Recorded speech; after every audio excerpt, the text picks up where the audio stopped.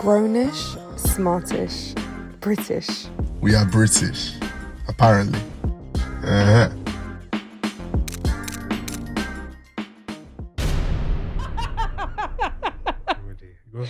For those who don't know, Ben knows how to coordinate. Oh Lord, Fizz, what happened on Saturday? I'm so confused. Oh my God, Saturday. Was I involved? No, the one when we went to the comedy show. Oh, you went to the comedy show, yeah? What happened? And then I got chased down the street. Go on, tell me. So Tell them. Tell Ben. So we were waiting fault, mate. outside Trapeze to leave. Yeah. So we were waiting to collect our friend and we were all going to leave together. And as we're standing there, a small man who was a passenger and his friend, literally, do you know the song that came out of my head? Literally thinking about that song. Go on. Hanging out the passenger side of your best friend's friend's drive. It's a very toxic song, but carry on. I love it. I mean, they got a men's version. I don't want no pigeons. Yeah. But anyway, little small man was hanging out of his best friend's ride. Me and Hebz was just standing there chatting, yeah, and he starts going, "Oh, you come over here to me." Always a good way to start a relationship. Yeah, so I was like confused. The exciting part. Yeah, I was really confused. Yeah. He's doing balloons in the car, by the way. Don't do drugs, kids. Don't do drugs. I can't, sorry to interject your story. I can't rate a single human being that walks around with, sorry guys, any of you guys do this, who walks around with balloons, a grown-ass adult, just here inhaling, exhaling. They want aneurysms, is all I Not can just say. that, but like you're too grown to even hold it and move this way. You're not 12 or 13. Kids don't do drugs. But yeah, please continue. So he's yelling at me. Timer. Time is tight. He's shouting out from the open window, "Come over here." And I was like, "No." He goes, "Come over here. I want to chat to you." So I went, "You come over here." Bear in mind, They're in a moving traffic. vehicle. They're in moving traffic, so slow traffic, but still moving. So I was like, "There's no way he's coming out of his car." But they drove off. They drove off. There's no way he's coming out of his opposite car. direction. We hadn't even started walking properly. We literally started walking. We literally just started walking, and then suddenly you go to me. Oh my God. I'm like, oh my God, Fizz, look behind you. The little small man. Little small man came out with his balloon. And started chasing us. I literally ran away. I literally ran down the street. I'm like, bro, what's happening? You're like, I don't know. You just like, literally started running and you left me behind. Oh yeah, I had to. Sorry. Didn't you want to see what he wanted? What can a little man What could he When want? you say little, how little are we talking about? 5'3", Nah, And you're what? 5'5". He was smaller than you. She made him look small and she's a small one. Listen, if he's trying to hit goals, top bins from halfway, then, let him try, innit? No. He's trying. But he was the epitome of the no scrub song. No. That's funny. Not gonna happen. No? He looked like he was about 12 anyway. You might be missing your blessing. He could be You a never blessing. know. He could be your king. With a balloon. He looked like a child. Maybe with he's giving you the balloon in balloon. hand. How many balloons do you have? 2? He had the one balloon. See, the thing is, the reason why I find this quite hilarious is because I understand why you got brave. Because, it's a moving car. Yeah. A lot of guys tend to have this habit of speaking out their cars or vehicles, or if you're in a car, they'll be speaking on as they're walking. So you never expect someone to actually come out their car. But the way you said it was so encouraging. Like, come. I thought we'd be long gone, or he'd be long gone. Someone would be long gone. Bruh, he It came back. out. You encouraged him. I did not encourage And him. then What you time ran. traffic lights and everything? That was a sacrifice for you. That's your fault. That's not my You're missing fault. your blessings. No. That could have been It your was husband. Huh? That could have been your husband. No way. That could have been, it could have been. I could adopt him. Could have He been could your be my pension plan. It child. could have been your pension plan. And then I could have disciplined him for walking out and catcalling people. Cat. I'm not going to do that. No. But anyway, then the other funny thing that happened on Saturday night. Why am I completely oblivious to all these stories and I'm involved in them? So Hebz was staying over. She parked her car. We were right outside a convenience shop, a 24-hour convenience. She knows where this is going. And we're just taking things out of the car, ready to I tried go to to oppress my this flat. memory. And the local crackhead comes up to us. Did he jump out a tree? No. And he had all those He things. just appeared out of nowhere. Clearly, it was a night for balloons because all the canisters were falling out of his pocket. All these empty canisters, bing, bing, bing, bing, bing, on the floor. Literally, like, we won And jackpot. then he asked us for something. He asked you for something. I can't remember what it was. I think he asked for a cigarette or a lighter or something. Yeah, and I and you was just like, said no. And I was just trying not to. I was basically pretending this person didn't exist. I was looking away. And then he goes, "Oh, what are you saying? How old are you?" And Hebz was just like, "No." I don't talk to crackheads. No, They're not my thing. And he was a full-on nitty as well, like Yeah, really. like, he was. The twitch was He there. was, he was in a bad way. And so Yeah. he's asking Hebz, "How old are you?" And Hebz is just like, no, thank you, no. No, Like, thank good you. night. I don't want to. Thank you. Yeah, just like good night, like end of conversation. And then he looks at me. Go on. Destroy my soul. He looks at me. He looks at Hebz, and he goes to Hebz, "Oh, is that your kid?" Wow. Shabba Danaya. And we were stunned into silence. We couldn't say anything I actually wanted straight away. I'm like, do I punch the crackhead? Or do Is I that cry? your child? And then he asked again. He was like, "Is that your kid?" And I went, "Yeah, that's my mum." No, I think he then asked you, "Oh, that's your mum, or you got a nice mum." Yeah. I was like, "However, wait," and I'm just like, And I just had to go. I literally walked up going, "I'm your mum. Apparently I'm your mum. Apparently I look like 20 years older than you." You're the one who says Mama Hebz, so It was Bro, so the crackhead funny. does not know. My nickname's Mama Hebz. you're Oh you're my everyone's God. mum. It Everyone's was mum. hilarious.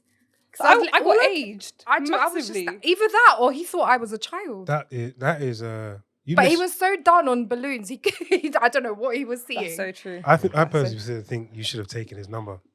He doesn't have a phone. How'd you know that? You didn't try. He had nothing You on don't him. know that. He had canisters. Wait, you why don't are know. we even Why discussing is Ben this? Like, encouraging a us crackhead guy is to an go option. for these druggies? I'd rather go for the young thing over there. You're not even letting man. them in. You letting go crackheads. You letting home Little men who are doing men that were balloons. that are Do you know smaller what? than Next time we get approached like that, we'll take a picture, send it to Ben, and ask him, "Would you? He'll be like, yes, Would I why what? not? Would you pick these men?" First of all, it's not my type. No matter what man, it's not my type. But Secondly, hypothetically speaking, would you? for who? I ain't seen this brother. So that's what I'm saying. I'm letting we'll you take know photos a certified crackhead. Like, as in, you know the one in the area that everyone knows. Like, It's you know in right- Brixton, it's you right. got The ones that the have you got the the white known naked foam around their person. lips. No, but he's literally probably known. mascara's Kenny the running. crackhead. No. I've just given him a name. He's Kenny the crackhead. He really Oh. was. No, he literally was foaming at the mouth, really skinny. He's obviously had a drug habit for a long time. And the canisters are coming out. He was just falling out. If How it old was was my money, head? I'd have been impressed. We I hope- would be gathering it. We hope that Kenny gets help. Of We course. do hope that Kenny the help gets that help. he needs. But I don't think Kenny was content in his world right now. So I Yeah, don't think Kenny was. That's cold. Not this Kenny. Kenny, our sound man. Soz. I mean, he doesn't look like you. Is that why you're laughing so That's- much? 'Cause you- That's cold. That's so cold. See, I told you, don't name these people. But it works. Sorry, if you was ever, God forbid, become a crackhead, Kenny, our you'd sound be a engineer, great is not a name for a crackhead. crackhead. No, it wouldn't. It would be horrible. Keith the crackhead doesn't work. Kenny the crackhead absolutely does. But we'll keep it, Stefan. Let's see the intros. Sorry, Kenny. Fizz. Hi, I'm Fizz. Well, we should keep it what? What's your intro? Oh, hi. Wait. Hi, I'm Fizz. You can find me on Keep It Fizz on Instagram. It's your uncle's favorite uncle, Uncle Ben. Where can they find you, fam? Wherever you find people in it. Yellow Pages. Check the Yellow Pages. No, that's a Ben proper of uncle LDN. response. Ben of LDN. And I am Mama Hebz. You can find me at I am Hebz. And I am the mother because I have a youth and I've given And it's myself a me. title. I'm the child. Apparently you're my child. I'm the baby. I have 2 children now. Yes. I don't need no man. I've got all my kids. So, you know, first things first, we always do Would You Rather. I'm running out of really good ones. And I don't want to do very stupid ones. The whole farting, burping business. I think we need to get past that. So, would you rather marry your ex or go to jail for 6 months? Jail. I'm going jail. I'm going to jail. Both. I'm glad you. Why? Because I done married my ex and I didn't want to be married to him anymore. I'm not doing it again. Why? Okay. Why?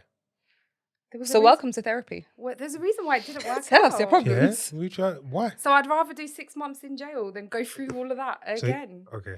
So you'd rather have the jail, the criminal record, the potential to all of that. Uncle not Ben in be the able- building. All of that. not be able to get a sufficient or substantial job, have that all on your records. Yes. Not when you say marry, because you could marry and how is there parameters on how long you have to be married? You love to add variables. The question Okay. is black and white. Because you could marry and then divorce him again. Okay, in But that you could do that, you could, but then and you would avoid all it's of a that. case of everyone knows I got married to him. So with the whole sort of example you've given about if I go to jail, it's a criminal record, Mhm. it prevents employment. So if I marry this guy again, everyone's going to know I married him again, that I Not- divorced him again. Not necessarily. And then I it's mean, going to go on my relationship some record. people might rate it that you gave it a second chance. They'll be Okay. like, oh, but you don't have children. Some Oh, so people are you're not for the worth kids. second chances. Okay, fair enough. What did So wait, go on. what did he do to you? Really? We shall talk your about exes that. are exes for a reason. No. Why are you not married to all your exes? Because maybe it just didn't work out for There we whatever go. reason. It just didn't I can work go out. into it. I can go into detail if you want. It just Okay. didn't work out. Let me put it this way. Go ahead, sir. Probably out of the exes that I have, there are only one, maybe two that I would, if I saw them on the street, I wouldn't be able to have a conversation with. Oh, I can really? sit down Oh, with okay, my yeah, and be exes rational right with now, them. Yeah. and I could sit them in front of my wife and be like, "Yeah, this is."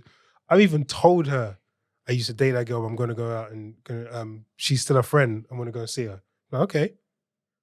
And I don't know your wife's what cool with people, that? what you girls do to be like, "This is my ex and I hate them." It's like, where? So I think it's very different because me and Fizz have been previously married. So when we speak of our ex, we speak of something very significant. We don't think of like, oh, the I exes dated that have this like person for 2 a months, few 5 months, months. 6 months, Yeah. a year. It's actually someone that you've taken a leap with.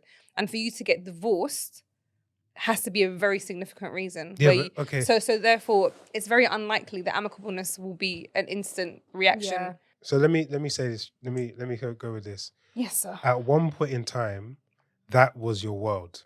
Of course. That was everything to Isn't you. it amazing how people who can go from best friends to strangers? I don't believe that. It's possible. I can't. Very much possible. I don't understand because they've and done I something. really hope you never do. That's I really, really true. hope That's you a- never I've seen understand. it. I've seen it so many times. I've seen it with my mum, with my aunts, with not grandmother, grandparents to But whoever. you respect that you're observing their relationship from outside. You don't know the ins and outs. You But don't know. I've been in that position though. So I've been in a position. You've been in that position as a third party. You're not No, your no, mum's no. partner or your mum. As in, like, maybe you've had a significant relationship that broke down. Right. But the way that I view it is when I chose to marry my ex, I was making a permanent, lifelong decision. That literally, this is going to be it. So when we broke up, and I say broke up, it's not actually broke. When we divorced, that was also a permanent, lifelong decision. And there is no going back. If you've decided to divorce once you're married, there's literally no go. People who But do can it, I just I'm like, add, okay, cool. without us digressing too much, Yeah.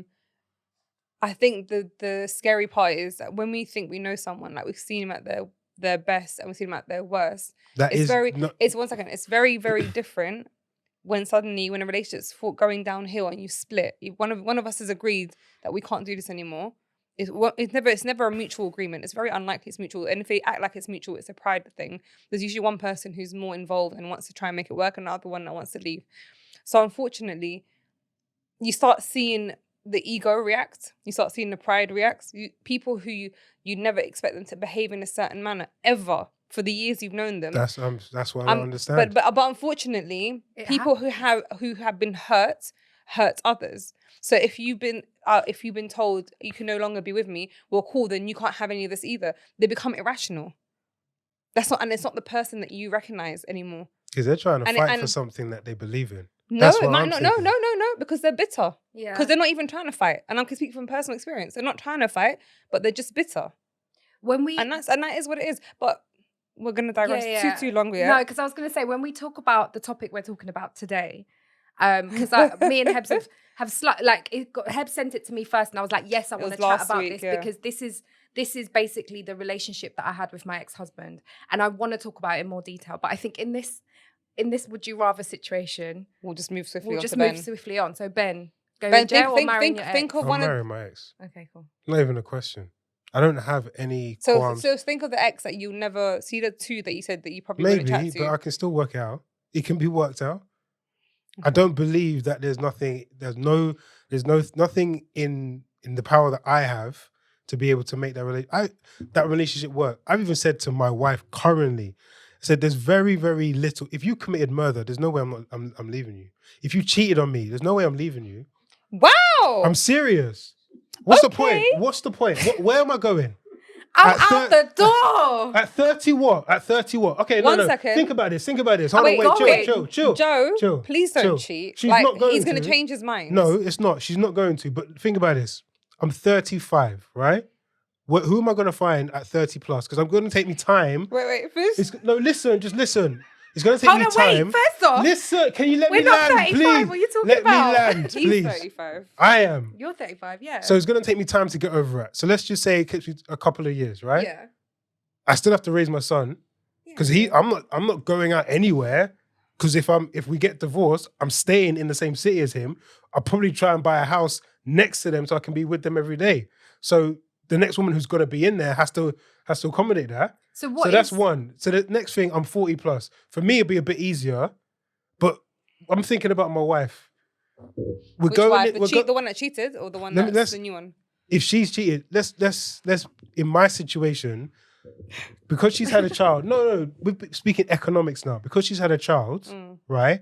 She's not earning as much as I am. That's just basic economics. Okay. So if she goes by herself. Inherited wealth? Pardon? What if she has inherited wealth? She's not going to get that now. And she needs money now. Daddy might inject some money into her bank account because she's a single mother now. She can do that, but would she want to? Maybe. What would you draw the line at? Yeah, what would make you leave your woman? For me personally, Yeah. I don't know where it'd be. I have to throw out some There's got to be scenarios. like a level of like you've crossed all boundaries of disrespect. She would. I am not some mug. I don't know what. And No, apparently we'd have murder isn't enough. We'd have to talk about it. We'd have to literally talk about it. When you, that's from. I don't want to even give examples because they're horrid. This And that's is what my- literally the ones in my head are bad, and I'm like, I don't. If you're talking about touching little children or anything like that, Michael stupidness Jackson like that, vibes. just be like, look, you have to get through this. This is a marriage. No, this is wild. Listen to this. listen Is to absolutely wild. In your I'm head. doing a No, chemical it's class several people's castration heads. This if is any a of that shit- Can't wait marriage. for this Hold to on, come wait. out. This is not going to happen. She's not going to go down that route. So it's not even a thing No, that I we have know to. it's You think you know This- your woman? But think about this. I'm joking. This is a marriage. It's not for good times and that's it. Yeah, It's of for course. better or But for there's worse. no. And the worst, you have to think of the absolute worst before you get into a marriage with someone. What is the worst that they can do? Can you put up with that? Yes or no? If you can't, don't get married. But the worst would No, be. there's no nothing. Ben, let me That land. is the worst. Ben, the worst would be absolutely everything, right? Because you're saying anything she can do will cause you to not want to cheat, not want to leave, right? Right. So for me, it's like that's anything, but you yourself should have your own self-respect and your own moral compass to go, actually, there's certain things that I'm not a dickhead. And I'm not going to be disrespected, despite us having children. But you're thinking of the financial and the probabilities of your age, your setup, and rather than your emotional support. You should think of. No. The fact that you have to be sexually involved with this person. Well, we have to get past that somehow. What, she's touching little kids? That's not going to happen. That ain't going to happen. But you said even if she kills someone. What She killed her mum. There was a forbid. program on Netflix. This guy. He loves the Canberra program. But it's the truth. This guy That guy have no limbs. had laundered so much money. Don't you think murderers have wives and they have husbands But they that have have stick with no them? moral compass and all they But want they is stick with them. finances. But Because they they want stick money. with They them. don't care. No. The values are different. If you've got a murderer in your family, were you thinking about money? Because, as in, You like, change your name and you get through it. This is called marriage. It's not called for good times and that's so it. 1 second. So us people who get divorced are That's just your bit. sellouts. That's what I said. So, It's for me. It's for but me. You're saying, your own business is your business. No. Hold on. We'll make this personal. See, I had to wear the 'Cause you jumper, just but now I'm said- hot, bruv. Now I'm hot. I want to take this jumper off so badly, but I'm hot. All right, but you just said. I'm taking it off. I'm hot. You just said. Can you at least model it before you take it off? Too late. Okay. Now, So- Drake. Yeah. Go ahead. You, with matter of fact, gave the definition and the values behind marriage. Right. And therefore, That's not that is marriage. When you stand in front of the there we reverend, go. There we go. they say exactly. Yeah. they for better or say worse. for better But or also for in the worse, Bible, for does richer, it for poorer. encourage murder and to stay with a murderer? No, but I don't know. I've not read that part in the Bible. All right. It says Uncle Google will tell you otherwise. those are the commandments. I don't know how the commandments correlate to marriage. Sit by your spouse while they are killed And here's the thing. and rape others. Here's the thing. How religious am I? But how religious am I? It doesn't matter about whether Then you're your moral religious or not, compass is because there's just plenty of people out there To say that I would stay with my wife through thick and thin, my moral compass is... No. No. Thick and thin is like hard times. What do you think? No. What do you One think? second. What do you think murder is? One second. Is That's that not hard good? time. Is That's that crime. good or hard? That's crime. All right, can I That's just crime. ask really quickly, One if second, your let wife's me just- murdered, sorry, go on. No, sorry. At the end of the day, hard times is you're going through hardship, whether you're financially in a bad position, whether you become unwell, Right. one of you's challenged with something, one of you's facing an obstacle that's mentally affecting you. Your But children are unwell. There's so whatever, many examples. your communication's broken down. You're getting like you're having issues. You're having problems, and you don't bail out. You don't quit the minute ish gets hard. There's a difference between that's the hard times, right? The hard times is when you lose someone's parent, and then the woman changes because she's now completely in a whole different world, and you got to pick her up. And you got to make her into the woman that she is and that you remember her to be. And that's your duty. You don't give up despite how shit it is right now. Mm-hmm. Hard times is not a murderer, a rapist, or a child molester. Okay. That's just a crime and someone who actually shouldn't be in your environment and around your child. So what if they're mentally sick and they need help? Then they need help. Then they need Then help. you but that disconnect. doesn't mean You help from a distance and you love from a distance. Whoa, wait, okay. No. Okay. Wait. I said okay. Did I argue? Ben. I said okay. Ben, just for the purpose of the conversation, I'm not referring to mental health in general. You're referring to murdering and raping with mental health, because the majority of the time people do have mental health issues when they commit those crimes. Mm-hmm. They need help from a distance. But if it's someone who's got mental health issues, i.e. anxiety, schizophrenia, bipolar, whatever, then obviously you got to be there and help them through it. That's a whole different topic. That's the thick that Hebz is talking about. But anyway, can I ask you guys, if your partner, your wives, your girlfriend, whoever, like getting hot murdered as someone, well. No. are you staying with them? Wife. No. Depends who it is. No. We're talking about... Also, you need someone to back you. No, as in she killed. okay. Yeah, but that's a I'm different keeping it- situation. No, but as in like see? a cold-blooded murderer, she's a serial killer. No. She went out with an You're axe. moving. You're moving the parameters. You're shifting the goalposts. No, of course. This If someone is- acts, if someone This acts is your acts in wife. No, self-defense, fine. this If is they mad. murder, if this is your This wife, episode's changed you completely. no, it's your right now. wife. No, it's not your girlfriend. It's not your partner. This is the person that you said, for better, for The worse. fact that you said for if sickness she or- cheated, you'll take her back. The fact that you said if she cheated, how many times can she cheat before you go, actually, do you know what? I'm not a dickhead. Say it then. Huh? Say it. How many times can she cheat? It happens once. You put them in you put them in the place, she and it don't cheats happen again. again. It It don't happen again. What happens? It happens don't again. happen You can't again. control it. It ain't I happening thought I was again. invincible. Well, I'm yeah, a so cheat you happen so man. you're again. gonna murder your wife if it This will happens happen. This is Yes. this is projecting because she's angry at me because I said that. You are angry at me because I said that. Angry at what? again. No, we're not angry. Why at you, is but we're it? concerned. Why is it bad? Why is it I'm bad? concerned that you're gonna Why is say. it bad that I I feel bad said? for you. Why is it bad that I Because said? you're a mug. Why is that a mug? It To makes say you that you're going to stay with your partner. to that After they've extent. cheated, Yes. yeah. To stay with your No, partner. no. You're This saying. is also the problem. Go ahead. We look at other people and say, if they think that our marriage, our relationship is bad, we'll take their projections of what they think is right, and we'll decide our outcome of that. Wait, what's up? So if Now what I'm everyone, saying if you just said, this is the pressure that people put outside your relationship on yours.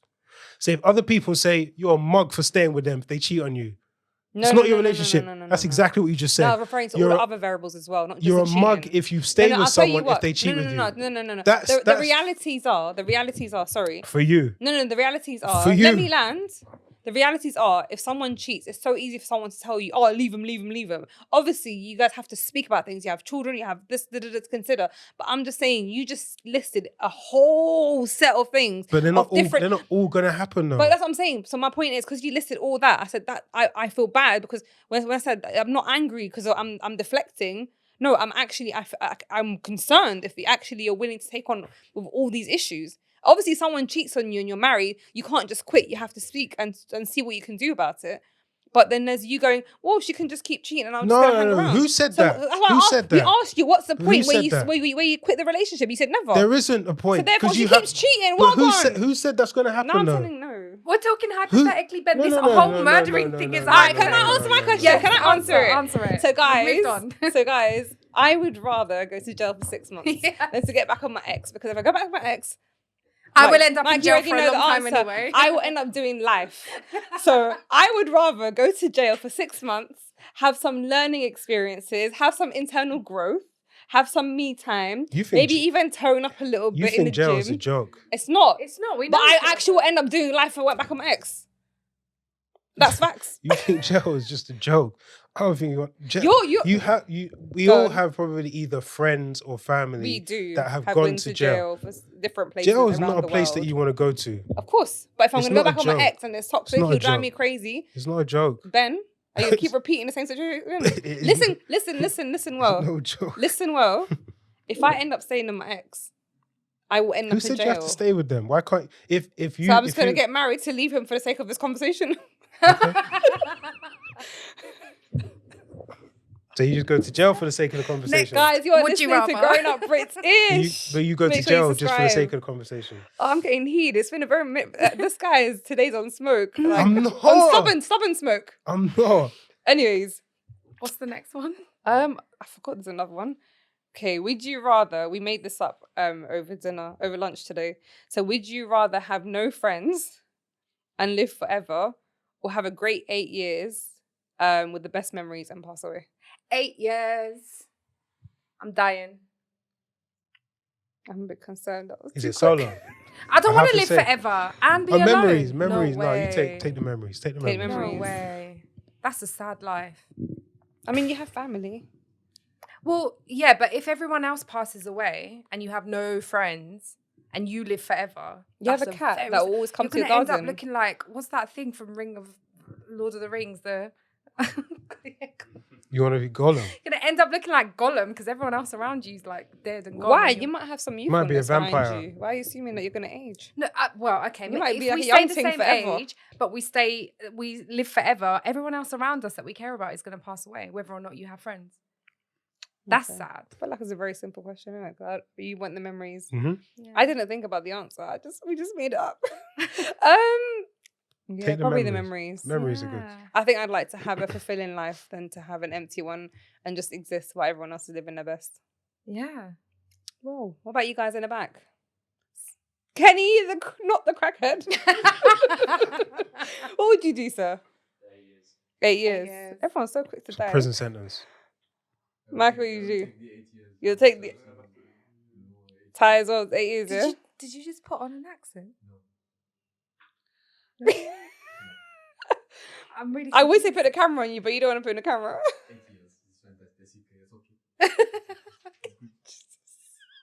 Can't wait for the next accent. I'm very confused. That's the whole point. That's why he's here to confuse you guys. Yeah. All right. Cool. So the actual topic for today is from a meme. Every now and then I'm on Instagram and I'm flicking through. I always see like a meme that I feel is relative as a topic, whether it's a playful one, whether it's a serious one. But it tends to stem back to the concept of growing up British. So this one I sent to Fizz a few days ago as a potential future topic. And then this morning you just threw it into the group chat. Yeah, so I was like, let's talk about this. So I'm going to read the meme. Imagine coming home from work at the same time as your husband for him to open his dirty mouth to ask when you're starting dinner. I didn't write this. I wouldn't say dirty mouth. But how did you feel when you first read that? Just I want to know your instant reaction. Yeah, I laughed a lot. And then I was like, yes, let's talk about this. Because this was the situation I had with my ex-husband. Yeah. And that's why I wanted to talk about it and sort of... You're right there. You're right, yeah. The mic just I wanted to talk about it What? because there's a lot of... For us as growing up British, there was a lot of cultural expectations. There was a lot of... like how my opinion and my thoughts on all of that grew and changed over time from when I was young to now as a grownish kid. So yeah, I just thought it'd be a nice one to talk about in more detail, and maybe it'll give Ben a bit more context as to why I said I'd rather pick jail over getting back with my ex. Maybe. I think that won't be a good enough reason in Ben's Possibly. eyes. But maybe. No. I'm very, I'm very liberal and I'm a feminist at heart. I just need to understand the situation. Fair enough. I appreciate that. Yeah. When you read the meme, hopefully you did read the meme. I did. And how did you react when you read it? Well, not react, but what was your initial, maybe like first couple of words or emotions? Typical man. Always expecting a woman to do something. Obviously, it was just you need to understand the situation, but it's obviously not good at all. You want to know how he was raised, first of all. That's my first question. Okay. How was he raised? When you see him things like this, the first thing, anything that happens for me, the wife is just calling my mum. She'd be like, "You see what Ben did? Sort him out." And then my mum talks to me, "All right, that's straight." You don't say stuff like that. That's I love that Joe has that relationship with your mum. Of course, you have love to. it. You have to. Yeah. When you marry someone, you marry their family. But the thing is, we might have that relationship, but then if there's certain traditions and I confide in someone's mum, she might say, well, you know, as his wife, you should be cooking, you should be da-da-da-da. But you might have a great relationship, but their values are, this is what you're meant to do. So when I saw the meme, I was kind of mixed of emotions. So I was just like, actually, I wouldn't mind cooking for my man, even if we both worked, which is cool. Like, I want to be able to cater to my husband. But then it's when she said dirty mouth, it came obviously from with some vim of frustration. Yes. So it sounds as if like it's very much an expectation, or lack of appreciation, and it sounded like there's no balance. It sounded the way it was worded. And it also sounds like he's not contributing to much. That's what I'm saying. So there's no balance. It's not as if like she's going, okay, I'm gonna come home and cook food because I know he's gonna do this. It's my guy has the audacity to ask me to go to the kitchen and cook food. Are you mad? That's how I read it. That's what I said. Context and understanding of what the situation is very important. Absolutely. We don't know the dynamics of their relationship. So and this is just me thinking, I don't know the situation. He might be thinking, well, I bring this to the relationship, so I expect that. So if I bring finances, then I expect a house clean. Then you guys should have had this conversation. That is a conversation that you need to have. Yeah. So he that's what you don't know the dynamics. Or she might be bringing more finances, but he's just got an ego and he's saying, well, you're the woman, you should be cooking, which is wrong. So we need to understand the dynamics. But so I want to ask you guys, growing up, what was your household like? So with you, Ben, for example, you grew up with your mum and dad at home, and were they both working? And what was the expectation or tradition at home, as far as like house duties? Oh, both my parents cooked. So my dad would cook some of the times, but when he cooked, it's a big deal. And then my mum would cook, like, majority, I would think. So when would dad cook? Would he cook like after work, or would he cook like on a weekend when he's off? Like a weekend when he's off or something. Maybe weekend, or I don't know. Most of the time it was my mum cooking. Yeah. Most of the time. And what did your dad do to sort of balance it out? So they both worked. So he's still both providing. No, he cleaned a lot. He cleaned a lot. Like, he was strict on cleaning to the point where that rubbed off on me. We can't have any. Are you OCD? Oh, disgusting. They can't have anything in OCD the bath. and disgusting in one word. No. I'm thinking of things now that but also to clarify, me. OCD is a mental illness. It's a compulsion. People. Yeah. Okay. I guess so. Yeah. I can control it. I like cleanliness. Yeah. So the bathroom had to be cleaned every single day. When you finish the bath, you clean it. It's not just wiping it down. You get spray and you clean it down. Yeah. I woke up every Saturday, clean the entire house. That was just me. So I remember my washing machine breaking once, and my dad. No, before we got a washing machine, when I was really young, my dad collected all of the clothes every other day, put them in the bath, and he'll clean them. He was properly cleaning. He's a boss. So when I saw that, I was like, okay, you need to do the same thing. So when my parents divorced, it was a case of my dad was like, oh, okay, you're coming to live with me. And it was just clean, make sure everything's here. Your bed, make sure it's tidy. So you moved to your dad's house? Yeah. When I was 16, going into college, and then went off to university. So Did you all move to your dad's house? No, just me. My sister was at my mom's, I was at my dad's. Is it because you're a man? You're a boy, as if he wanted to raise the man and... No, I messed up in school. Don't lie. And then, wait, Ben! I've messed up loads of times. Yeah. But I don't see it as mess up. It's a learning life experience. experience. Yeah. Everything. No, is learning. I just think you've always been very PG Nope, your entire life. I messed up. I failed my first year of college, so I had to repeat that. I failed a year in university. What I were had to you repeat doing? that. Messing about. I went to I'm learning college. so much about this guy today. I went to a college that was all my friends went to, Oh, and I was it very for hangout. sociable. Yeah. So I took courses that I shouldn't have taken, and I just messed up. So then my dad was like, "If you go to that school again," she just said, "No, you're not going. So you're coming to me." So I went to a school in Southgate where I knew no one. Like I So knew you no had one. to focus. I had to focus. I was So in you the didn't library. start destroying other kids. And the other thing is, I hated being at my dad's house. So I was Okay. up at 6, out the door by 7, in the library from 7 till 8, half 8, maybe to 9. Yeah. Classes, come back. If I wasn't training for basketball, then it was back to the library, come back at... I tried to spend minimal time at home, come back at 7, 8, eat, to bed. I didn't want to spend any time at home. I just didn't like the environment. It was too strict. But what I didn't know was that was preparing me later in life. So 100%. Now, yeah. My son is gonna... He's in trouble. I don't think so. I think you're gonna have a very different relationship than you did with your son or with your dad. I feel like there'll be certain things you'll be easier with him on because therefore he'll probably enjoy it a bit more as opposed to having that frustrated feeling that you felt. The emotional side is what I don't think as an African growing up here you were allowed to exhibit. So you weren't allowed to exhibit. That's what I'm saying. Emotion, but now my wife Jo is telling me you have to let your son express these emotions. It's very important. Do you feel if you'd married someone who was from your culture that you would have just inherited similar stuff? Or it would have been a different experience. No matter if I married someone that was Nigerian Yoruba, or I married someone that was Igbo, or if I married someone that was it would completely be different. Completely. Even if I married someone that was from Ireland, it would have been different. So it's the person that I've just happened to have kids with has influenced how I see how kids should be raised. Okay. So that emotional side is what his mum is teaching me about and letting him express. Like when I left, I was on a call. Caleb screams at the top of his lungs. Like high pitch, dogs can hear him scream. Sad screams? No, excitement. Oh. He's just so excitable. So that's nice. Let him express that. Even if it annoys me, he'll express. So yeah, that was me growing up. So I was in a lift in Westfields today. That's what you would have forgotten if you were screaming. Of course.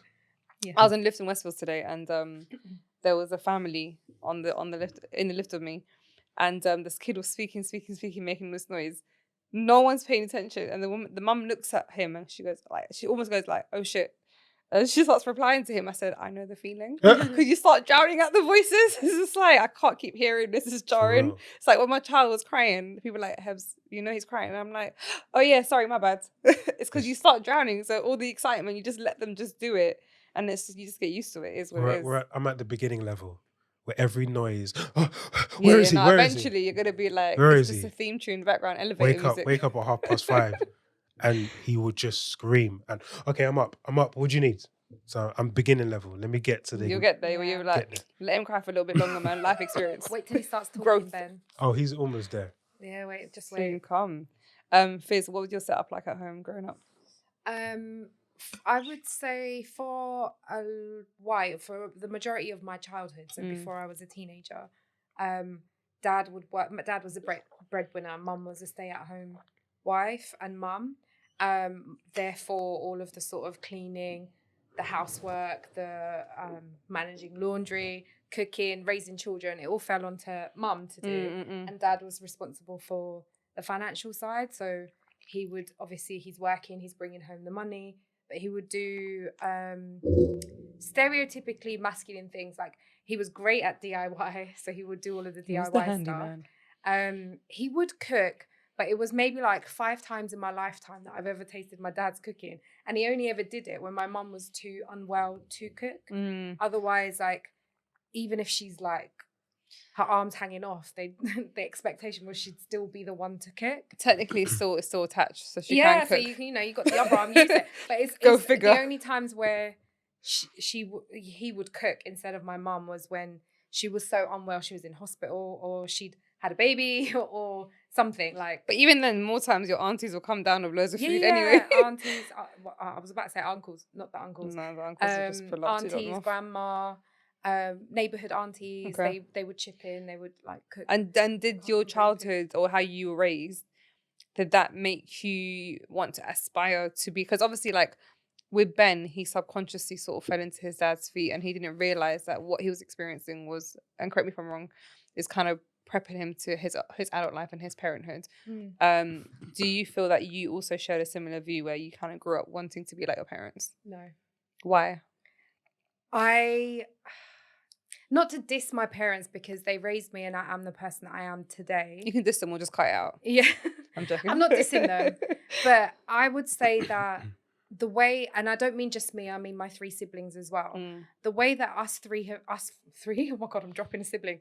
Us 4 have turned out is testament to our nature as people, rather than testament to nurture as our parents have raised us. They've done a good job for the most part. Obviously, there's things that happen along the way that would have in any other. I feel like if some of the situations our family went through happened to other families, we would have been tearaway children. We would have been really, really bad. Yeah, because you would have sought attention elsewhere. We would have tried to find, to try and compensate for that. And that's why I say it's testament to our nature as people that regardless of the hardships and stuff that we've gone through, ultimately we've turned out and become decent human beings. Are your parents still together? No, my parents are not together. But I would say from like my preteens, like just before I turned into the teenage years, situation forced the hand where my mum was out working, and it meant that the dynamics in the family changed. So my dad was out working,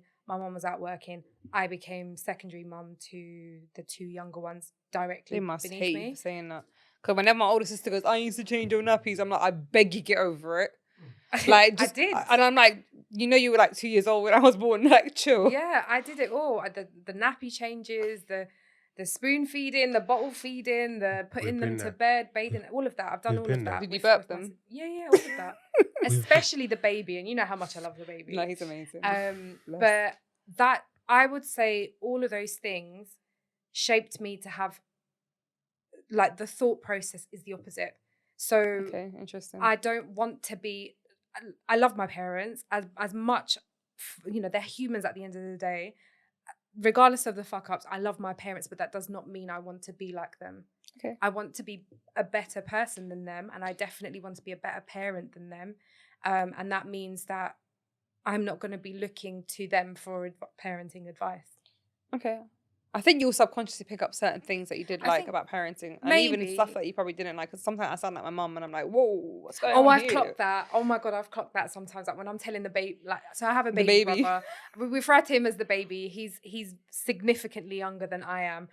He could have been my child because of the age gap. Yeah. But there have been times where I've told him off, and I was like, "Oh my God, I sound like my mum. I sound like my dad. Like what the heck?" But it's not me actively choosing. Just a quick question to add to your situation.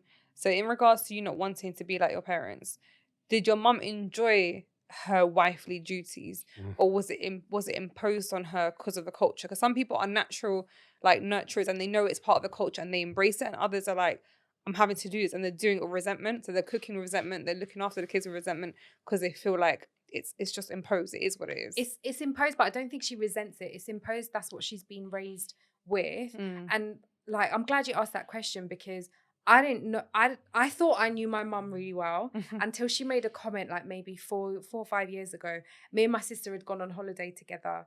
We went to Morocco, had an amazing week. We came back, we're showing our mum pictures. And she's never really expressed an interest in travel before. The only time she's ever expressed it is she wants to go visit family in Bangladesh, or she wants to go to Saudi Arabia to do to Hajj and Umrah. So for, pilgrimage or family. Yeah. And she hadn't really expressed wanting to travel to other destinations. But as we're showing her these images, like these pictures, these videos, like, Mum, we did this, Mum, we did that, look at this food.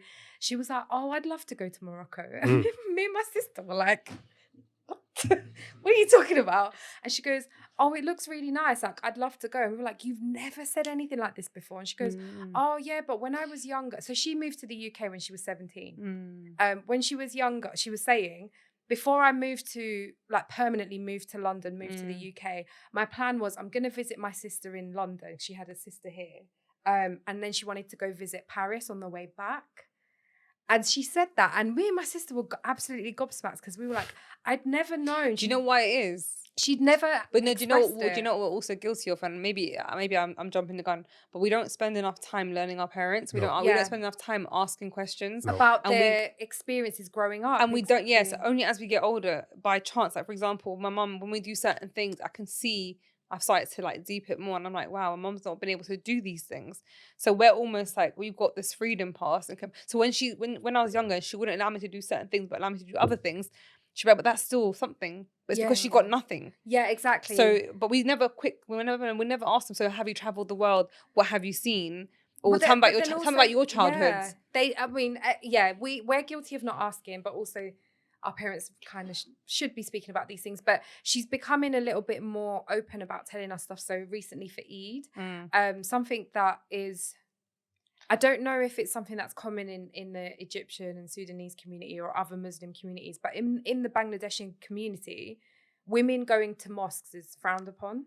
Okay, interesting. Or not frowned upon. It's just not encouraged. Like, the mosques are only built with like the men's section. There's no women's section for you to go to pray. So it's unheard of. My mum has never been. Is that like? It's a thing. That's everywhere. No. In the Bengali Muslim community, it wasn't encouraged for women to go to mosque. My mum, for the most recent Eid that just went past, she asked me if we can go to communal prayers together out in Milan Park, and it was really lovely. Like, it was nice doing that. But those are the things that I look at when I look at my parents, and I think I would like to raise my kids as involved as possible. I don't want to be in the position that I am in now in my big old age, going, actually, I don't think I know my parents as well as I thought I did. And I don't think my parents know me as their child as well. I think what it is as well, so our parents try and be like obviously the pillar and everything. So they want to just show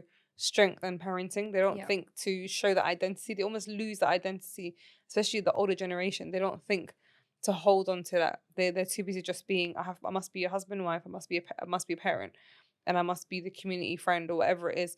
But they almost don't have that identity. They lose their personality. Yeah. But just a quick clarity in regards to the mosques. So because of obviously this country not being a Muslim country, it's about finding space to build a mosque or to rent out a place or whatever. Sometimes because of the space of it, it's a duty for men to attend mosques, whereas it's not a duty for women. It's an optional thing. But where do you pray? So it's split. So men are one section and women another section. Oh yeah, okay. So because most of the spaces are quite small, they usually just have capacity for one room. So therefore, there isn't a facility for women. And that tends to be more common, I guess, maybe in your culture, I don't know. But I know, generally speaking, the big mosques have maybe 2 floors for men, 1 floor for women, because there's not many women that actually go to the mosque, because they usually don't want to bring their kids into the mosque, and because they're their wives or whatever, that it's just long. So, and that's part of the faith to make it easy for women, which is because you have other responsibilities and you've got other things to do. There's no compulsory thing for you to do it. But for men, you can sort of step out your yards, do what you need to do and come back home. Isn't there a day where the mosques open for the public? It's public. It's open 24 hours a day. No, I mean, so I'm non-Muslim. I think you can if you want to at any point. If you're interested to learn or see, observe. Caleb needs to go. He needs to learn. Yeah, we have a mosque just down the road from us. We have to go. I know a few people who even from a young age, they're now grown. Yeah. But when they were younger, they asked their mum, because they had Muslim friends in school. And they said, "Oh, mum, what do they do in the mosque?" She's like, "Let me take you." Let's go. And isn't there? I don't know. Forgive me. There's a head person at the mosque. There's an imam, a priest. Yeah. Same. But what about you, Hebz? What was it like at home growing up for you? So I grew up with my dad working. He had his business, and my mum basically kind of helped him with the business a little bit. But really, she was a housewife. But he just made her feel like she's got responsibilities. It's like, yeah, just pack this. Yeah. And I aspired to it. I loved it. I loved watching my dad being a breadwinner and me and my mum being a nurturer. I think it was a beautiful thing. Like, they were married until my dad passed away. 44 years, I think. Or they were together 44 years, married 43 years or something like that. They were goals. So everything about it was part of growth. So how the dynamics changed towards the end, the hardship, everything showed me what it was. Thick and, like, on the series, like, based on what you said, through thickness and what's the word? Through thick and thin. No, the other word you said. Through murdering. And child molestation. Adultery. No, you said through better or worse or whatever. Yeah. Anyway, Yeah. They demonstrated that in the best way. Like, my dad never disrespected my mum. Whenever there's hardship, they'll talk, or he'll do the manly thing, go into his cave. But she'll go, he's just doing his manly thing, going in his cave, and she'll let him be. He'll let her have her little tantrums, and they kind of understood each other, and they let it. So for me, I always wanted to get married ASAP. Like, I wanted to. My mum had her first child when she was 22. I wanted to do the same. Like, we're a different generation, but I was so. Nothing was by force in my house. Despite my parents being very strict of us, you can see there was love and appreciation towards each other, even if their love language was very different to what we show. I can see it. Yeah, so they had a lot of respect for each other, and that came through. So for me, I wanted to be the person who would come home and cook for my husband, or for him to have like different meals, and for me to be that person that would attend to him. So as much as I'm this strong woman or whatever, because it is what it is, I have to be strong. I live in the UK and I'm a single mum. But by natural nature, I want to be the nurturer. Yeah. And by natural nature, I want to serve my husband. And I don't see it in a degrading manner, because he'll serve me differently. He'll serve me potentially financially, or be my strength in certain things. And I don't shy away from that. There's a difference between someone who's trying to oppress you or trying to like box you by force. And then there's an understanding. Yeah. So growing up, seeing my parents' understanding of what parenting is and what companionship is, they were goals. There was nothing that I would be like, oh no. Because I think I had issues with how they dealt with us. Like, my dad used to beat us. My dad never touched my mum. Like, that was literally like his other half. The respect is continuous. Yeah. So yeah, to me, this meme wasn't.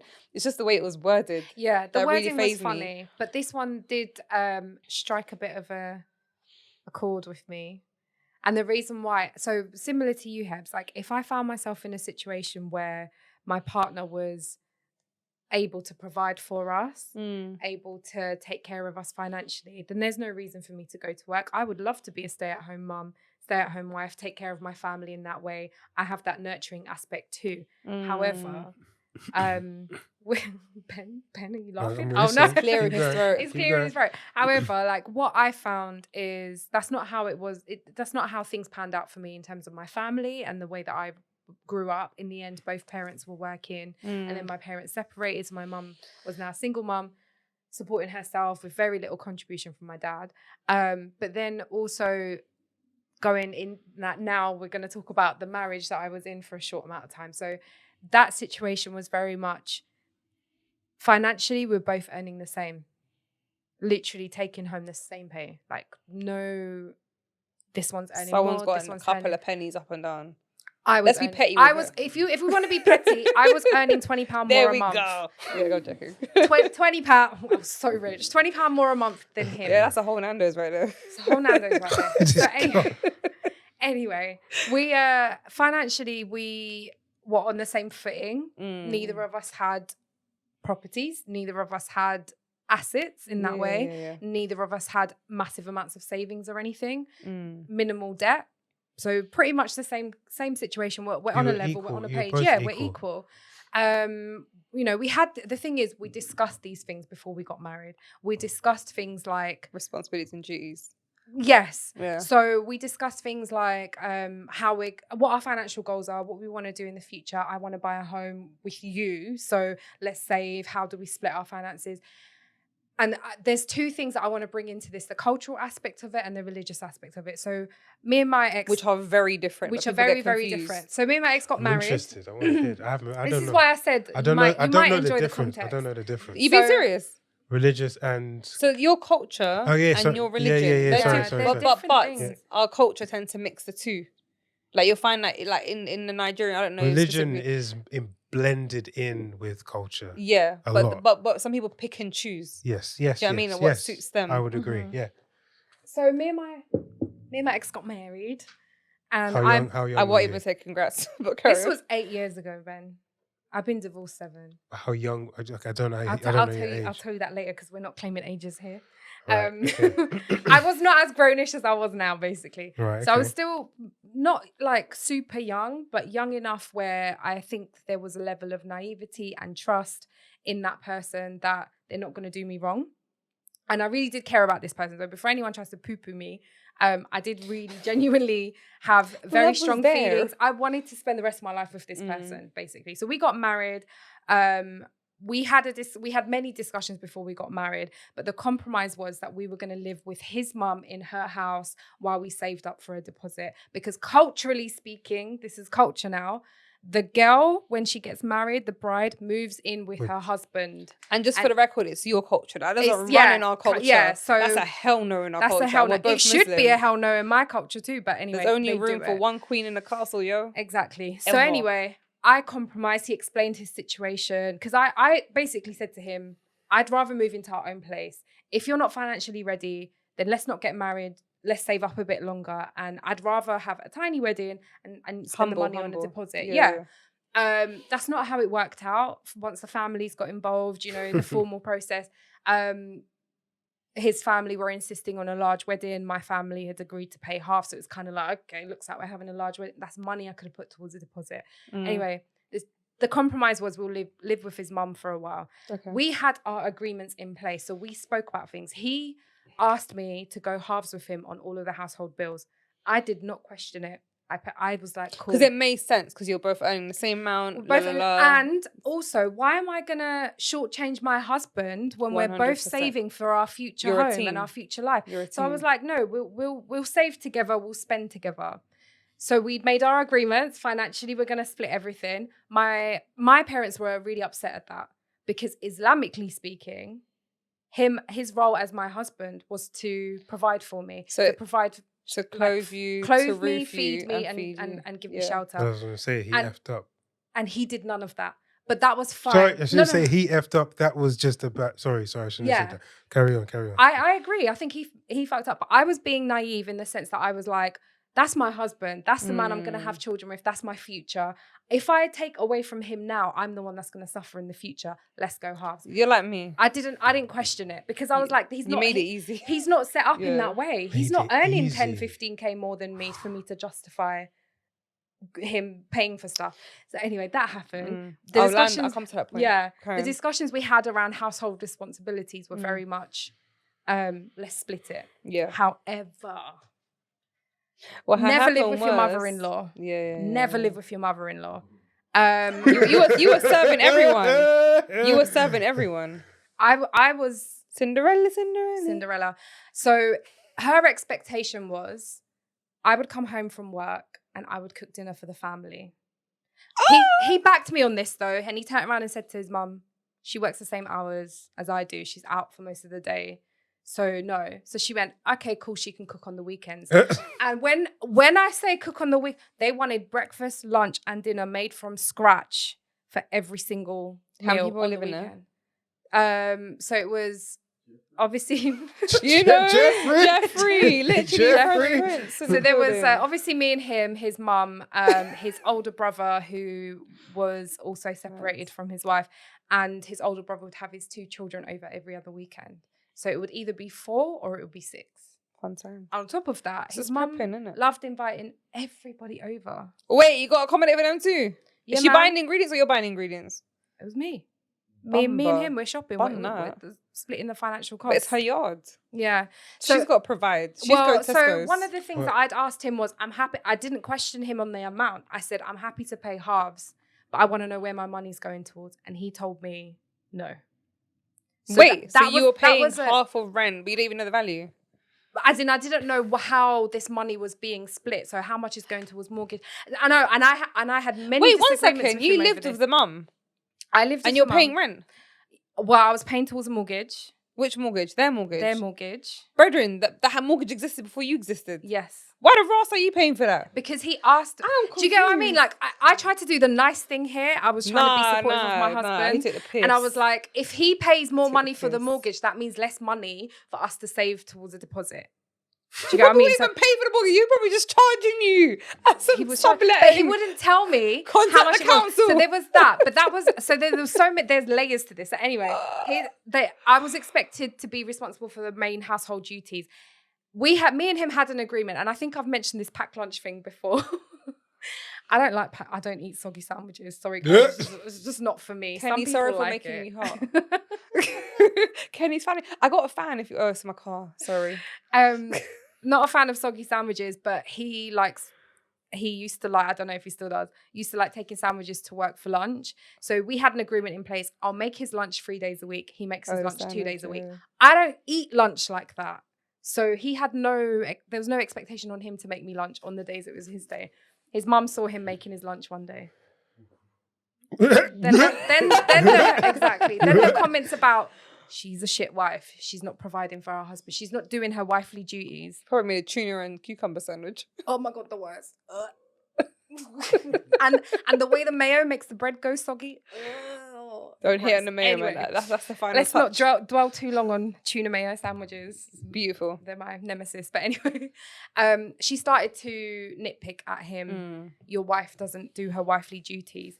But she made no comments about the fact that her son is not doing husbandly duties for me. I think that's a general issue when it comes to culture. The cultural no one pulls aspect up of the it. husband. No one pulls up the husband. Yeah. It reached a point where the words that were coming out of his mouth sounded like they came from his mother's mouth. And so our relationship started to deteriorate. No backbone. Yeah, there was no backbone, full on mama's boy, still breastfeeding. I don't know, fam. But anyway, it reached a point where the relationship broke down because I caught him texting another woman while we're laying in bed next to each other. And when as you do. And when I confronted him about it, he said, it's none of my business. And actually, it's all my fault because I didn't make him tuna fucking sandwiches for lunch every day. That's basically the summary of my So the reason why Ben took off his glasses, he was like, you left him because he texted another woman. No. Yes, I left him, Ben, I don't because understand. he was disrespecting me on Why did you say that? That's not true. levels. You know that's not true. I'm basing it on your statement earlier and I'm going to hold on to it for another 28 days. Yes. But basically, Ben, this is why my marriage broke down and why I left. The level of disrespect that I experienced from my husband, and it's not just his mother, it's the family. And his mother and his brother was too much to bear. And then on top of that, my family were like, "You're miserable. We've never known you to be this shell of a person that you are." I'd lost everything that made me because that family had broken me down to the point where I felt like I couldn't leave my shoes at the front door. There was no sign of me that I lived in this house, by the way, because they made me feel so unwanted in the home. Like there was no sign of me downstairs, and the only time you knew someone lived here was a wedding picture up. Yeah, I was in our bedroom, but the only time like you knew that I existed in that house was by the toothbrush in the bathroom. Yeah, I was literally like, I didn't exist except for outside, like in the bedroom that we shared together. And it was too much to bear. And so when that situation came out and I was like, he's cheating on me. He's obviously denying it. He's cheating on me. My mum and my dad would just like leave. So the thing is, back to the whole. I think we were doing therapy for you today. Yeah. Story time. It was a. But I think the thing is, if there was like, see all these issues that you mentioned, it'll be fine if there was a balance where, for example, he messed up, but his mom's pulling him up. Like if it was a balance where you feel like you're getting support from the family, then you feel like you can get through it. But when you already feel like you're not getting the support, there's a level of entitlement, there's a level of like expectation, and there's no argument about it. There's everything that goes wrong, they will never go, actually, do you know what? You're right. Yeah. It'll always be actually as a wife, Well, yeah, because when I confronted him and then went and told his mum, like Joe tells your mum, went and told his mum, oh, your son's texting another woman in the middle of the night. Is this how you raised your kids? I had to go there. Sorry. I had to say it. This was months of feeling disrespected. She turned around and she did go and tell him off, but she turned around and was saying to him, how would you feel if Farhana did the same? And I was like, excuse me, no, my mother raised me better. This is not a question you need to be asking him. I would never do that. So no. That's not a fair question though. No, it's not a fair question. It is, because it makes him choose another foot. Because he knows I would never do that. But the whole point is the shoe is on the other foot. foot. Is on the other shoe. Wait, what is it? Yes, the shoe is on the other foot. I'm so fresh right now. But yeah, it allows him to then stop and think, how would I feel in that moment? I'm ready for this. What was the reply? Shush, man, I'm listening. Go ahead. What his reply? What was his reply? He had nothing to say. Absolutely nothing to say. And then in the cold, hard light of the next morning, he was like, oh, I've decided I don't want to be with you anymore. Hey? And yeah. And then he lined up my reason, girl. he was gaslighting me left, right, and center. So he tried to say he was really unhappy. I made him really unhappy because I didn't make him tuna sandwiches. And that is the reason why he was texting another woman and God knows what else with another woman. And obviously I was like, this is disrespect. This is I'm gone. And then me leaving was apparently really disrespectful to his mum. And any conversation we had, whether we tried to, we did talk about reconciling because this was a big decision. We decided to get married and now we're facing divorce. And it's not a light decision. It's definitely like a life-changing decision. So we spent months trying to talk, trying to sort things out. But when he would say stuff like, my mum said this, I'd be like, who did I marry? Who did I marry? Mummy's the mum boy. or the son? Like, what's going on here? I'm very mindful of time, but just quickly, Ben, when I said she made it very easy, because there's a lot of women in different cultures that will say, I don't care, I'm not going to pay the rent, or I'm not going to pay the mortgage, because I'm not, whether it's a faith thing or a cultural thing. Yeah. I know a lot of Nigerian girls, for example, who will say, I expect you to provide everything, and that's it. It is what it is. And if you can't afford it, we're not gonna. Then I'm not the woman for you. No. And if I'm earning more than you, cool. We live in your means, by your means. But I have a lifestyle, so go figure. So you being that rational, they took it for granted because you were quickly to understand, and you were quickly to be a reasonable human being. Whereas some people are so unreasonable that when they do negotiate, it's like, oh, thank God. Yeah. So they start appreciating. But literally, I got called gold digger. I got called for that I only wanted him for his money. And I was like, £20 more a month. £20 more. Sit back down. He's the gold digger here. Like, it was insane. Like, was there an option for you to live elsewhere with him? That was what we were talking about when we were trying to the period after when we were trying to reconcile. I said, I cannot move back in with your mum. So we need our own space. Are you willing to do that? And his mum had gotten so into his ear, his plans for the future in terms of buying his own home and moving away, he straight up said, no, I want to live with my mum forever. That's not me. Rotted. He was married to his mum.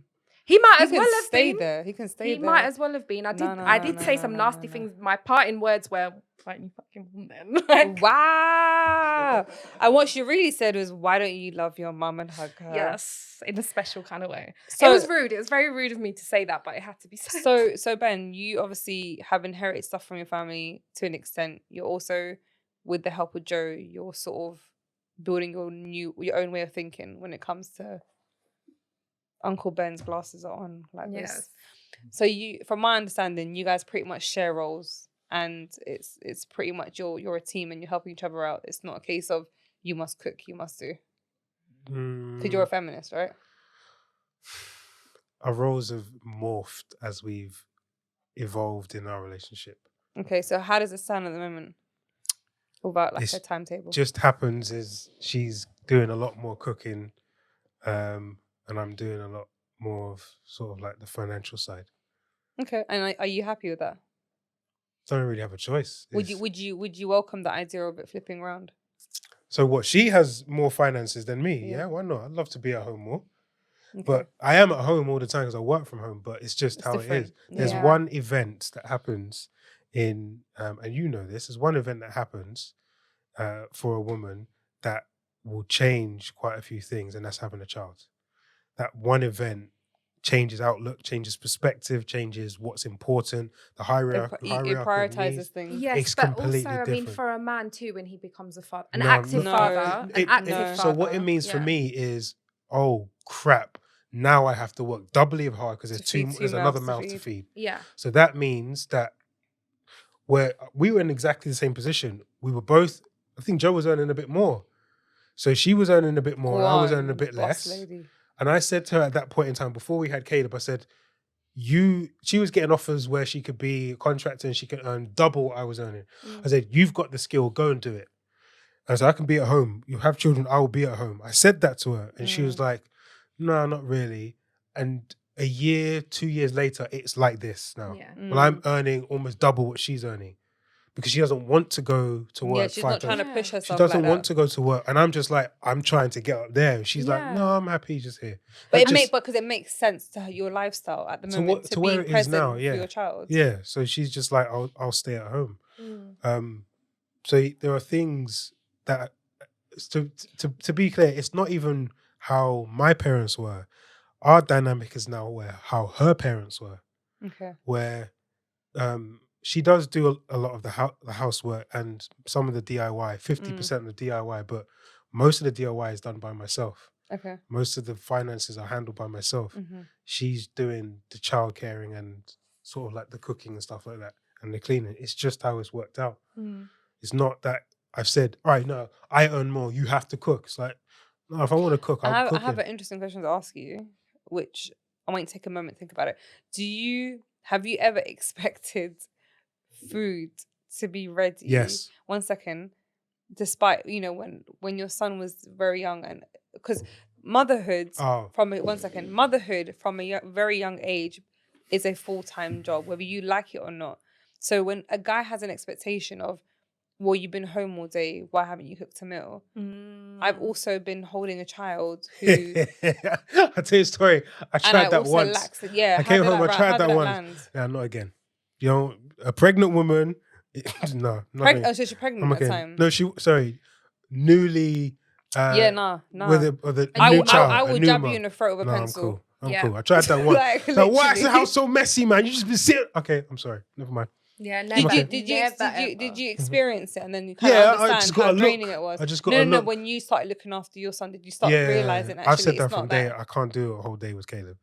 I would love to, but he's too much. But it's funny how by default we just got to ride it. Yeah. No, you don't. She likes it. She's told me she likes it. Yeah, because we built a bond, but it's still hard. But if she chose to go, like, say if she's on maternity leave and she wants to go to work, and during the time that she's on maternity leave, you've made that comment to her about she likes it, she might just be like, no, fam, as soon as I can drop this kid off to nursery, I'm off to work. It changes with time. The thing is, we've said this, I've said this as well.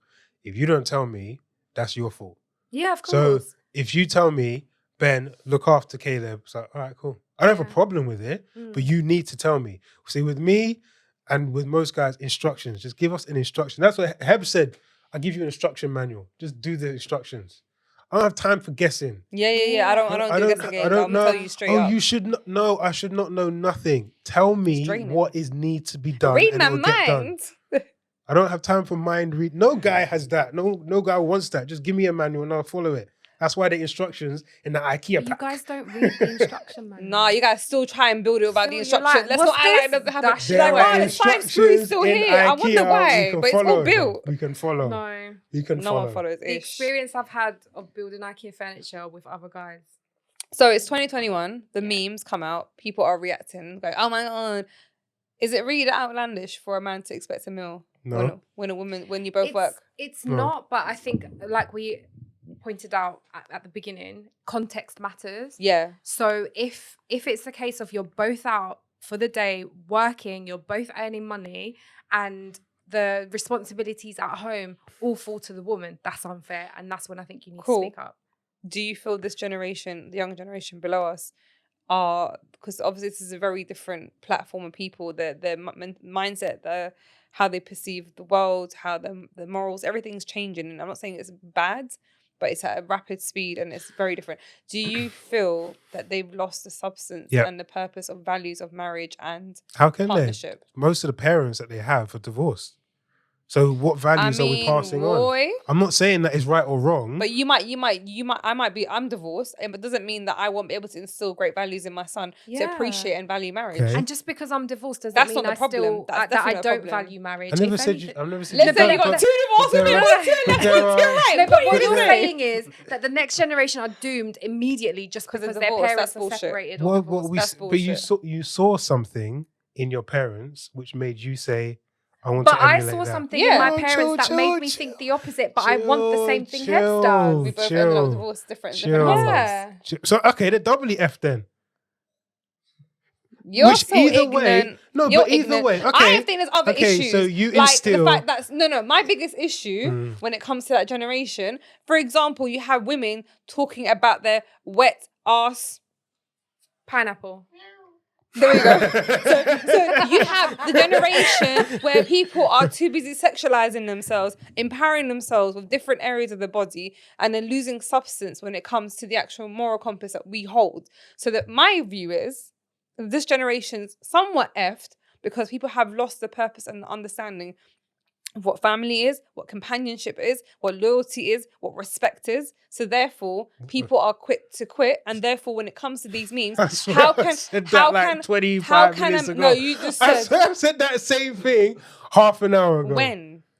Dude, come on, man. But my point is, it's the internet. divorce. It's the internet that's gonna make this generation effed, or Yeah, it's the we've family discussed home. this. But I don't So believe. either way, they're not gonna be. I believe divorce is likely to, if it's a negative divorce experience, you're likely to go, do you know what? I don't want to get married. I've seen what I've gone through. Not when I read this meme, I'm gonna feel some kind of way.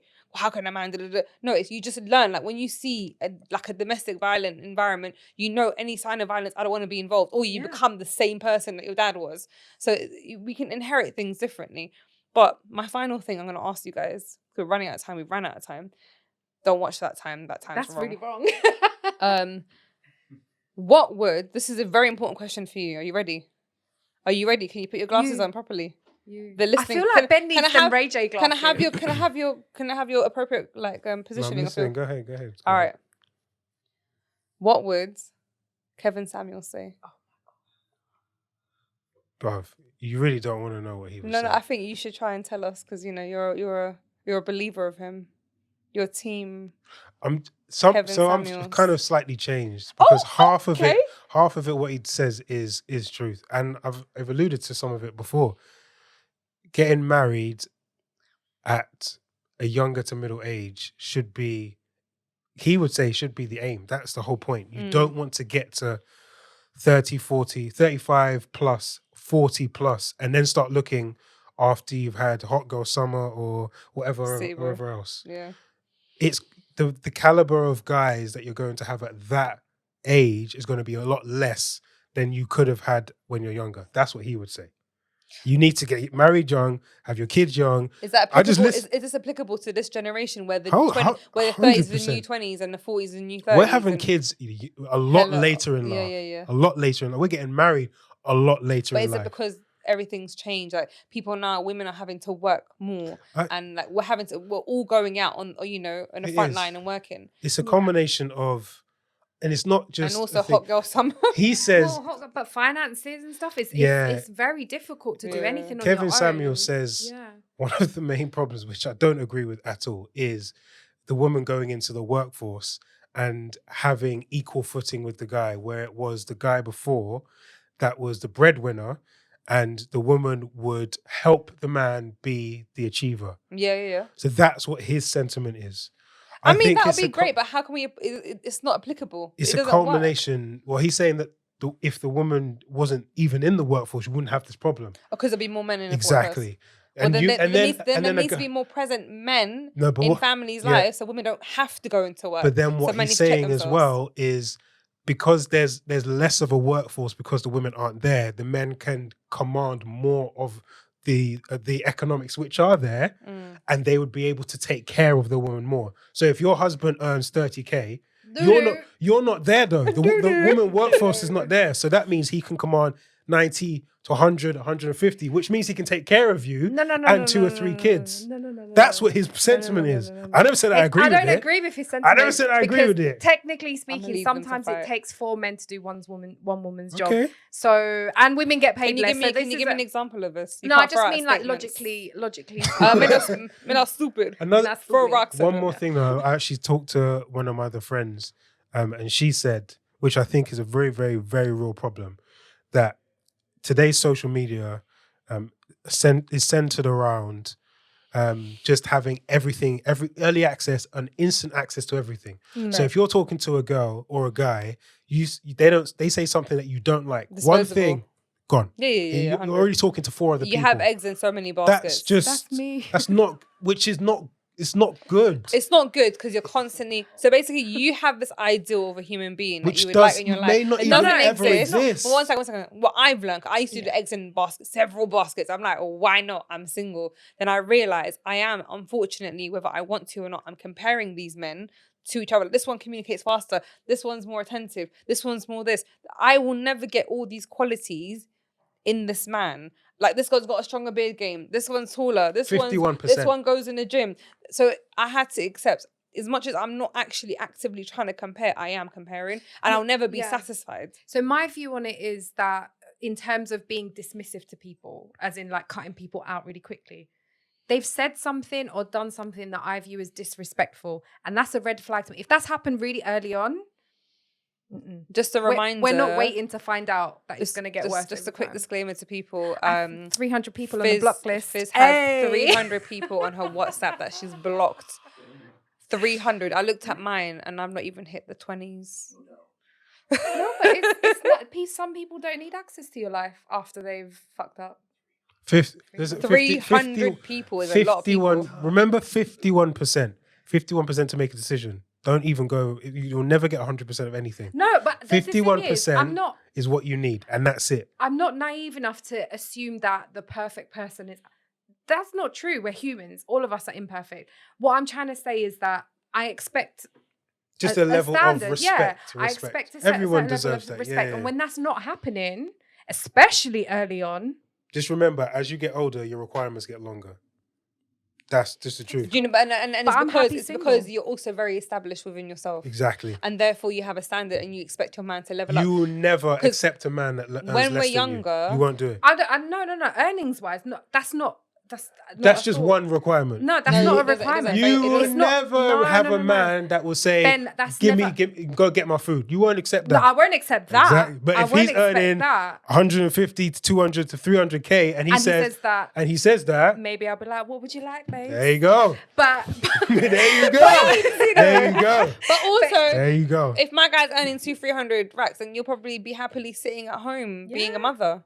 Yeah. So that's fine. And then that's another thing that if he's earning Kevin Samuel says, what then do we bring to a relationship? If I'm 300K in, what does she bring? That's a whole other topic in next week's episode. We're going to be discussing this. And it can't, it's about equity. I bring sex or your body. That's him. Not me. 100% I Don't agree. Get angry at me. Because you could be earning £200,000 and have a micro penis. That means nothing to my life. Stop following Kevin Samuels. Kevin Samuel is being written off by the black community. Full stop. Oh no, they accept it. No, go Google his name. He's trying to go. It's real.